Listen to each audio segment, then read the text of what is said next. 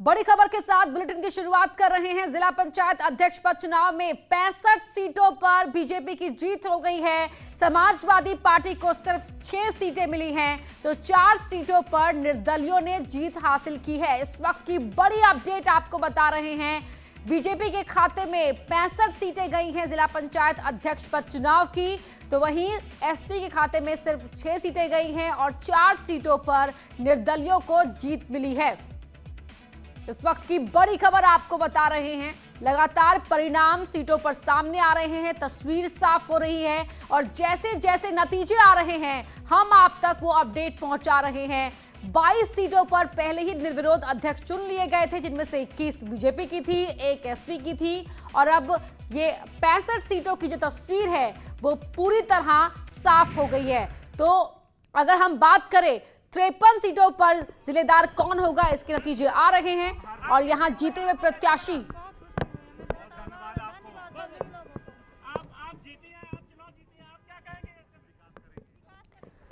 तो जश्न मनाया जा रहा है। जिस खेमे में जीत हुई है प्रत्याशियों की, वहां लड्डू बट रहे हैं।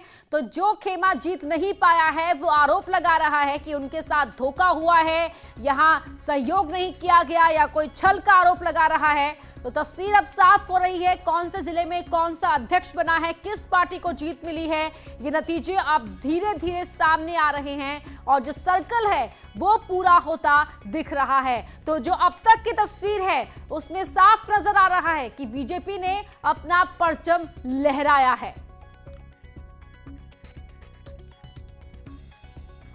और एक और बड़ी खबर आपको बता रहे हैं प्रयागराज से, जहां पर नतीजे घोषित होने के बाद हंगामा हुआ है। समाजवादी पार्टी के कार्यकर्ताओं और पुलिस के बीच झड़प हुई है। कार्यकर्ताओं ने पुलिस वालों पर कुर्सियां फेंक दी हैं। हालात काबू करने के लिए पुलिस को यहां पर हल्के बल का इस्तेमाल करना पड़ा। लाठीचार्ज पुलिस ने किया है, कार्यकर्ताओं को दौड़ा कर पीटा गया है। तस्वीरें आप देख रहे हैं, भारी संख्या में पुलिस फोर्स को आप यहाँ पर देख रहे हैं। एसपी कार्यकर्ताओं ने कुर्सियां फेंकी है पुलिस वालों पर जो वहां पर ड्यूटी करने के लिए मौजूद थे और एसपी कार्यकर्ताओं ने आरोप लगाया है पुलिस पर, प्रशासन पर। और इसी बीच हंगामा इतना बढ़ गया कि पुलिस को लाठीचार्ज करना पड़ गया। प्रयागराज की तस्वीर आपके टीवी स्क्रीन पर, यहाँ पर समाजवादी पार्टी के कार्यकर्ताओं ने पुलिसकर्मियों पर कुर्सियां फेंकी हैं, हंगामा किया है। बड़ी संख्या में यहाँ पर कार्यकर्ताओं की भीड़ थी और नारेबाजी भी यहाँ पर की गई है।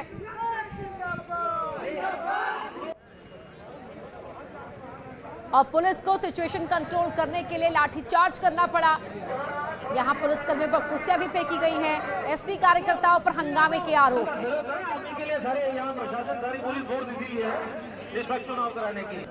निष्पक्ष चुनाव कराने के लिए पुलिस फोर्स लगी हुई है। ये वहां लाउडस्पीकर देखिए माइक से अपील भी कर रहे हैं पुलिस अधिकारी कि आप सभी लोग संयम बनाए रखें, शांति बनाए रखें।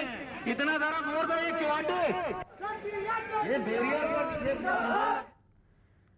तो वही जिला पंचायत अध्यक्ष चुनाव में समाजवादी पार्टी का बीजेपी पर हमला, बीजेपी ने लोकतंत्र पर हमला किया है, ये एसपी का कहना है। लोकतंत्र बीजेपी की जेब में है, प्रशासन पर भी निशाना साधा है एसपी ने। समाजवादी पार्टी के नेताओं ने बीजेपी पर हमला किया है कि प्रशासन उनके कार्यकर्ताओं की तरह काम कर रहा है और बीजेपी ने लोकतंत्र पर यह हमला किया है। लोकतंत्र बीजेपी की जेब में है, ये आरोप लगाया है। किसी पैमाने पे उनसे कोई तुलना कर सकते। फेडरलिज्म को नष्ट कर दिया, लोकतंत्र उन्होंने जेब में रखा है, उनको किसी का सुनना नहीं है। पत्रकार जो उनके खिलाफ बोल देगा उसको जेल जाना पड़ेगा। आज ही अलीगढ़ में वोट पड़ रहा है, आज ही अलीगढ़ के उम्मीदवार का कोल्ड स्टोर सील हो रहा है, उसकी बिल्डिंग सील हो रही है, उसके भट्टे को सील किया जा रहा है। तो ये मतदान के दिन मतदान कराने से ज़्यादा अधिकारियों के पास समय ये छापे मारने का है। तो इसका मतलब क्या लोग जानते नहीं? इतना भ्रष्टाचारी, इतना गैर लोकतांत्रिक, इतना तानाशाह कोई पार्टी नहीं है। यही है पार्टी विद द डिफरेंस। इनसे सारे लोग कम हैं बेईमानी, भ्रष्टाचार और पक्षपात। तो सुना आपने, यहाँ एमएलसी उदयवीर सिंह ने आरोप लगाया है कि जिस तरीके से प्रत्याशियों के पर हमले हो रहे हैं, उनके संपत्ति को सीज किया जा रहा है, किसी प्रत्याशी के कोल्ड स्टोरेज पर को बंद कर दिया गया, तो गैर लोकतांत्रिक प्रक्रिया का इस्तेमाल यहां पर किया जा रहा है। बीजेपी पर सीधा आरोप लगाया जा रहा है कि बीजेपी ने लोकतंत्र को अपनी जेब पर रख लिया है, बीजेपी ने लोकतंत्र पर हमला किया है, ये आरोप लगा रहे हैं समाजवादी पार्टी के नेता, कार्यकर्ता, प्रवक्ता।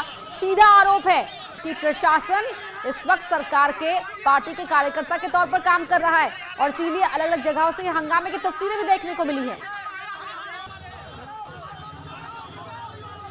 नतीजे बता रहे हैं कि बीजेपी का परचम लहराया है, तो वहीं आरोप लगा रहे हैं समाजवादी पार्टी के कार्यकर्ता। 3 तस्वीरें आप देख रहे हैं, देखिए लाल टोपी पहने एएसपी कार्यकर्ता हैं और हंगामा कई जगहों पर हुआ है।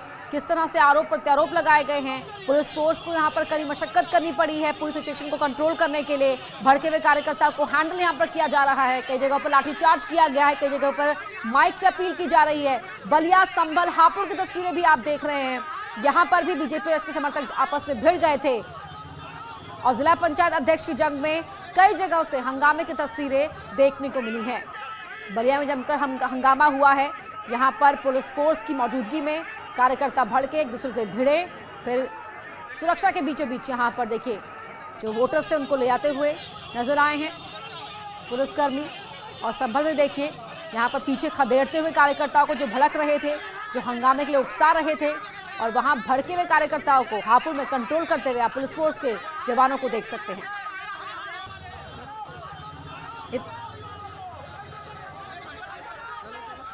और कौन कहां से जीता है आपको बता रहे हैं। शामली से बीजेपी के मधु गुज्जर जीती हैं, आजमगढ़ में एसपी के विजय यादव ने जीत हासिल की है, बलिया में एसपी के आनंद चौधरी जीतने में कामयाब रहे, तो अयोध्या में बीजेपी की रोली सिंह ने जीत हासिल की है, प्रयागराज में बीजेपी के डॉक्टर वीके सिंह जीते हैं।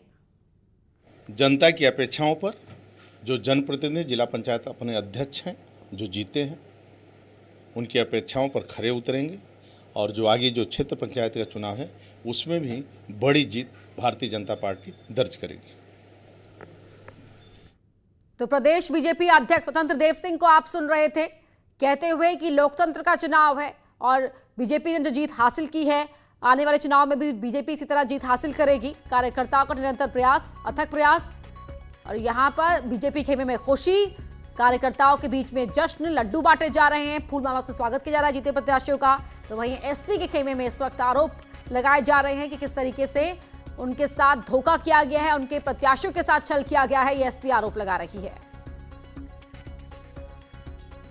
जिला पंचायत सबसे पहले तो मैं जितने भी हमारे विजयी अध्यक्ष पद के प्रत्याशी हैं उन सबको अध्यक्ष बनने पर बहुत बहुत बधाई देता हूं, शुभकामना देता हूं। और ज़िले में भारतीय जनता पार्टी की विजय के बाद उस ज़िले के अंदर विकास की यात्रा और तीव्र होगी। मैं भारतीय जनता पार्टी के सभी अपने वरिष्ठ नेताओं, अपने सभी कार्यकर्ताओं को भी बधाई देता हूं कि उन्होंने दिन रात परिश्रम किया। मैं उन सदस्यों का आभार प्रकट करता हूं जिन्होंने गुंडागर्दी को बढ़ावा देने के लिए, इससे रोकने के लिए एक तरह से ब्रेक लगाने का काम किया और भारतीय जनता पार्टी को अपना समर्थन देने का काम किया। इसलिए आज अब हम ये कह सकते हैं कि हम 65 की संख्या में जो प्रदेश के अंदर जिला पंचायत के अध्यक्षों की कुर्सी पर बैठाने में सफलता प्राप्त की है, यह सब प्रदेश की जनता यही चाहती थी।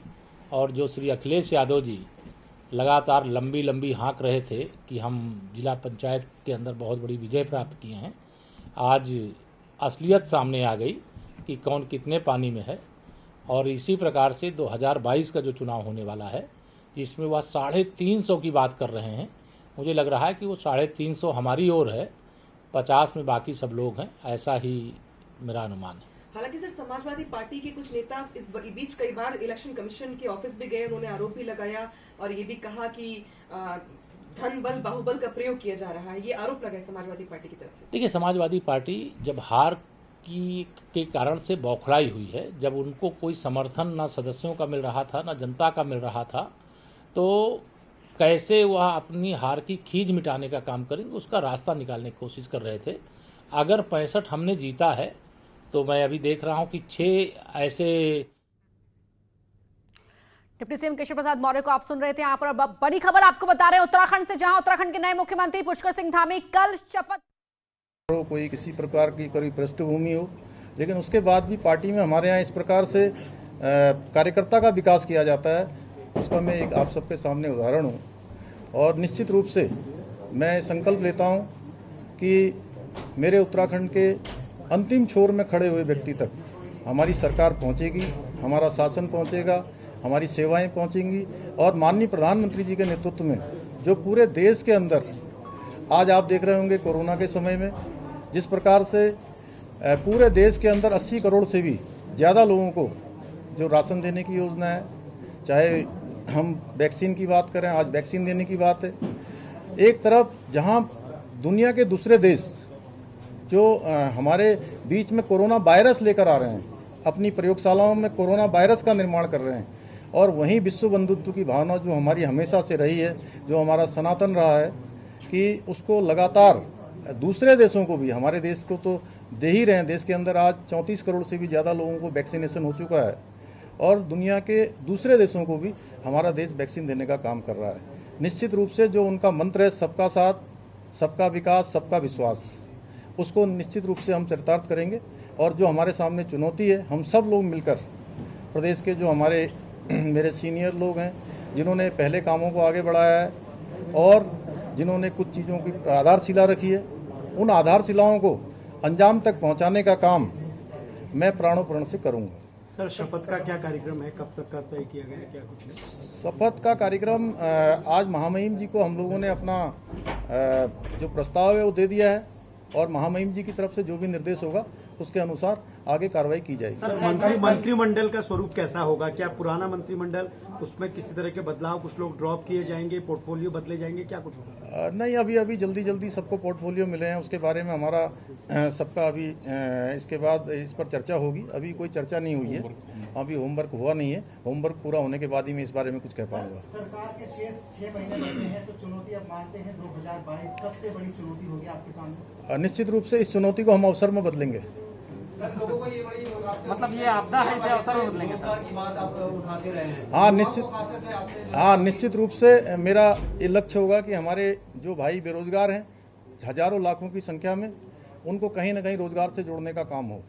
और जो उसके लिए मैं युवा मोर्चा का प्रदेश अध्यक्ष रहते हुए लगातार उसके लिए मैंने, चाहे वो विधानसभा का घेराव हो, चाहे हमारे रुद्रपुर में सिटकुल का घेराव हो, ऐसे बहुत सारे कार्यक्रम हम लोगों ने जो है स्थानीय जो हमारे यहाँ के उद्योग हैं उन उद्योगों में रोजगार मिले, सरकारी नौकरियों में उनको रोजगार मिले, उसके लिए लगातार आंदोलन किए हैं, उसको आगे बढ़ाएंगे। और सारे प्रदेश के युवा जानते हैं कि निश्चित रूप से उन युवाओं के विश्वास को और दृढ़ करने का काम हम करेंगे। सर, 6 महीने का कार्यकाल है, आपदा भी ये कहा जाता है। आपने अभी कहा कि इस चुनौती को हम अवसर में बदलेंगे, तो चुनौती क्या ये आपदा थी जिसको आप अवसर में बदलेंगे? नहीं, आप गलत दिशा में ले जा रहे हैं, इस प्रकार का कोई बात नहीं है। देखिए, ऐसा है कि मैंने कहा है कि उन्होंने मुझसे पूछा कि ये चुनौती है 2022 की, तो हम इसको चुनौती नहीं, हमने कहा कि हम इसको अवसर मानते हैं। हम लोगों की सेवा करेंगे और सेवा करके उनका दिल जीतेंगे। सर, एक सवाल ये है कि देवस्थानम बोर्ड को लेकर जब तीरथ मुख्यमंत्री बने थे तो उन्होंने साफ कहा था कि इसमें पुनर्विचार होगा, और जो तीर्थ पुरोहित हैं उनकी नज़र इस पर पिछले 4 महीने से लगी हुई है। अब आप मुख्यमंत्री बने हैं तो क्या आप इसमें पुनर्विचार करेंगे या इसे खारिज करेंगे या क्या कुछ इसमें फैसला करेंगे? नहीं, मैंने कहा कि मेरे पूर्ववर्ती लोगों ने, जो मेरे सीनियर लोग हैं, जो मेरे से पहले मुख्यमंत्री रहे हैं, उनकी बातों का कहीं अनादर न हो। जो उन लोगों ने कमिटमेंट किए हैं उनको आगे बढ़ाएंगे। सर, नौकरशाही एक बड़ा इशू रहा है और आप जब विधायक थे तो आपने भी कई बार ये सवाल उठाया था। अब जब आप सीएम हैं तो कितना बदलाव हम इसको देखेंगे? निश्चित रूप से नौकरशाही का जो काम है नौकरशाही करेगी, और हम लोगों का जो काम है, हमारे कार्यकर्ताओं की जो अपेक्षाएं हैं उनको भी हम पूरा करेंगे। मुख्यमंत्री जी, 4 धाम यात्रा एक बहुत महत्वपूर्ण विषय है उत्तराखंड के लिए, हाईकोर्ट ने उस पर रोक लगाई गई है। इस महत्वपूर्ण विषय को कैसे एड्रेस करेंगे आप, क्योंकि यात्रा शुरू होने से लाखों लोगों को फायदा होता है, नहीं, मैं निश्चित रूप से मानता हूं कि 4 धाम यात्रा हमारे लिए बहुत बड़ा, यहाँ के लोगों के लिए एक रोजगार का साधन है। और बहुत सारे लोग आज जो 4 धाम यात्रा रुकी हुई है उसके कारण से उनके घर परिवार चलना मुश्किल हो गया है। हम माननीय न्यायालय में इस बात को जो चल रही है उसको अपना पक्ष रखेंगे और उस पर जो है कोशिश करेंगे कि आगे करेंगे। ठीक है सर, धन्यवाद। तो मुख्यमंत्री बनने के बाद ये पहली प्रेस कॉन्फ्रेंस, और बहुत ही सधे हुए शब्दों में काफी तैयार नजर आ रहे थे पुष्कर सिंह धामी तमाम सवालों के लिए, और सधे हुए शब्दों के साथ तमाम सवालों का जवाब दिया। पुराने जो